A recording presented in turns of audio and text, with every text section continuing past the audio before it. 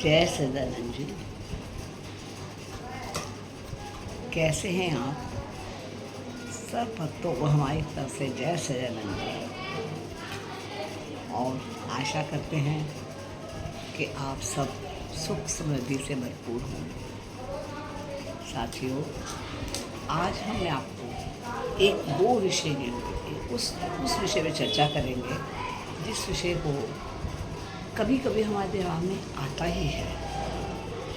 जब हम सब कामों से अपना फुर्सत कर लेते हैं या कभी भी हम अकेले होते हैं तो हमारे मन में कभी कभी एक सवाल आता है, एक प्रश्न आता है, हम कौन हैं? मैं कौन हूँ? कहाँ से आया हूँ और कहाँ जाऊँगा? ये प्रश्न अक्सर मनुष्य के पास होते हैं, लेकिन आजकल की भौतिक ज़िंदगी में हम इतने व्यस्त हैं कि हम जो इन चीज़ों को हमारे पास वक्त नहीं होता, समय नहीं है इन बातों को सोचने का। लेकिन फिर भी हमारे पास कभी भी हमारा जो ये शिव नेत्र है, जिसको हम शिव नेत्र कहते हैं, यहाँ बिल्कुल दो मोहों के मध्य में कभी कभी इसमें रोशनी आती है और हमें एहसास होता है कि मैं कौन हूँ और कहाँ से आया हूँ। तो साथियों, ये जो शरीर है ये परमपिता परमात्मा की देन है। यह 5 तत्वों से मिलकर बन रहा है: पृथ्वी, आकाश, अग्नि, जल और वायु। इस पुतले के अंदर आत्मा रूपी जो शक्ति है वो परमात्मा के द्वारा दी गई और उस परमात्मा ने सभी जीवों को, जिसमें भी जान है, जितने भी जीव सांस लेते हैं, उन सब में इसी तरीके का ही जो है भगवान ने निर्माण किया है। साथियों, जैसा आपको जानते ही हैं कि सब जीवों में मनुष्य की योनि सर्वश्रेष्ठ है।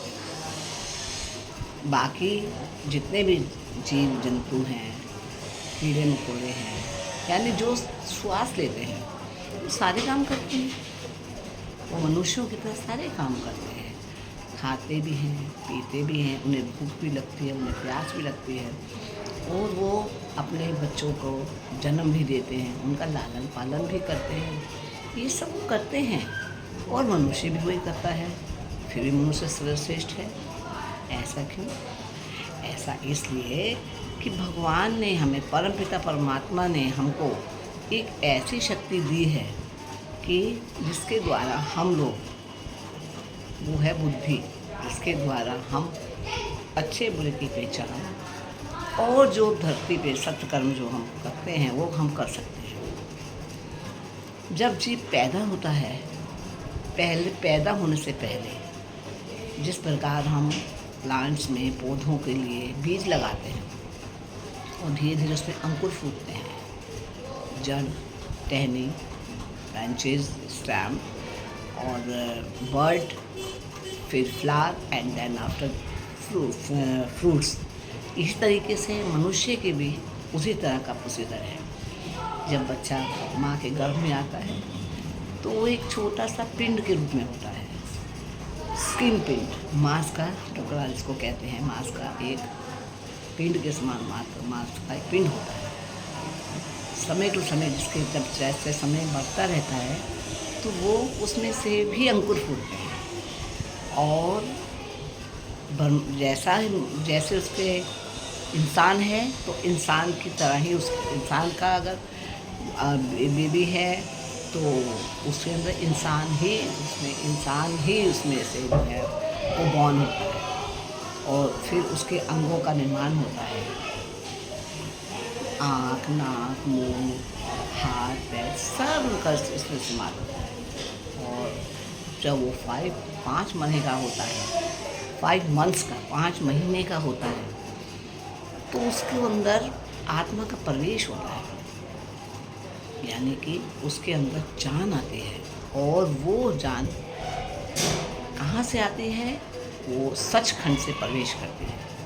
सचखंड हमारे सिर के पीछे पीछे जाके, जहाँ पर हमारी चोटी होती है, वो वाला स्थान है वो सचखंड। लेकिन इधर बीचों बीच हमारे बिल्कुल सर के, आप देखते हैं कि जब बच्चा पैदा होता है तो ये चीज़ बहुत सॉफ्ट होती है, नरम होती है।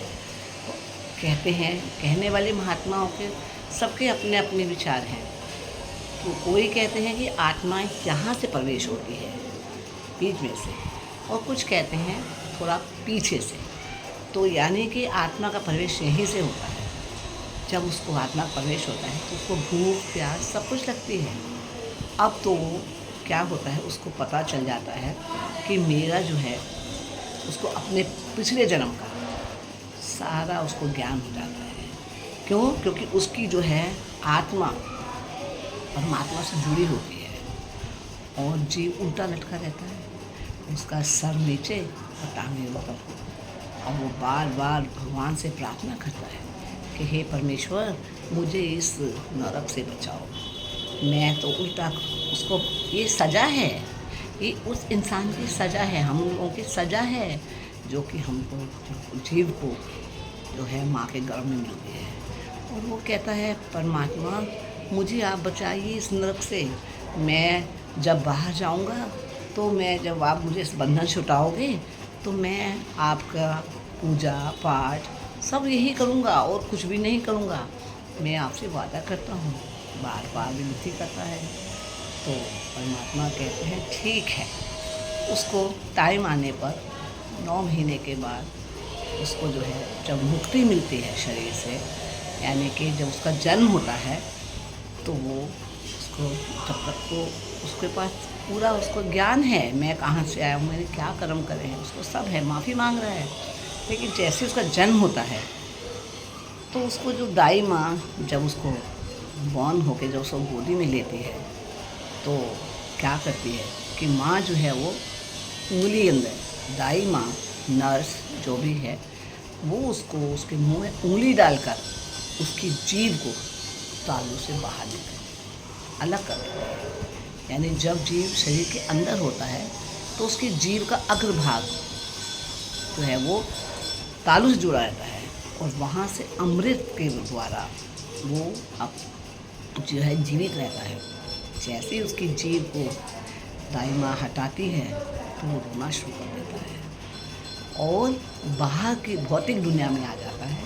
और भौतिक जो बाहर की दुनिया के परिवार वाले हैं वो खुश होते हैं कि बच्चा जो है बिल्कुल स्वस्थ है। लेकिन वो रोता है। वो क्यों रोता है? क्योंकि उसका परमात्मा से संपर्क छूट जाता है और वो रोने लगता है। अब जैसे जैसे बच्चा बड़ा होता है तो माँ जो है, जब तक वो 3 साल के अंदर होता है, उसको तब भी परमात्मा का ध्यान रहता है। तभी तो कहते हैं कि छोटे बच्चे भगवान का रूप होते हैं। क्यों होते हैं?